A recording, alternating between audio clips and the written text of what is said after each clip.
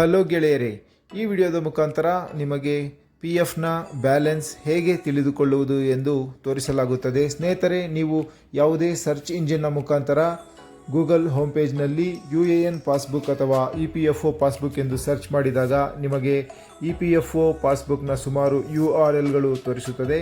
ಅದರಲ್ಲಿ EPFO member passbook ಎಂಬ URLನನ್ನು click ಮಾಡಿದಾಗ EPFO member home page open ಆಗುತ್ತದೆ.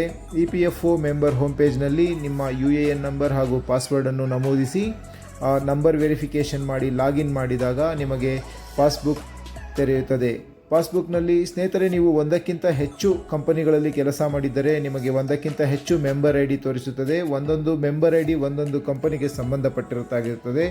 ಸೆಲೆಕ್ಟ್ ಮೆಂಬರ್ ID ಎಂಬ ಜಾಗದಲ್ಲಿ ನಿಮ್ಮ ಮೆಂಬರ್ ಐಡಿಯನ್ನು ಸೆಲೆಕ್ಟ್ ಮಾಡಿಕೊಂಡು ವ್ಯೂ ಪಾಸ್ಬುಕ್ ಓಲ್ಡ್ ಸ್ಟೈಲ್ನಲ್ಲಿ ನೀವು ಸೆಲೆಕ್ಟ್ ಮಾಡಿಕೊಂಡಾಗ ನಿಮ್ಮ ಕಂಪ್ಲೀಟ್ PF ಡಿಡಕ್ಷನ್ಸು ತೋರಿಸುತ್ತದೆ.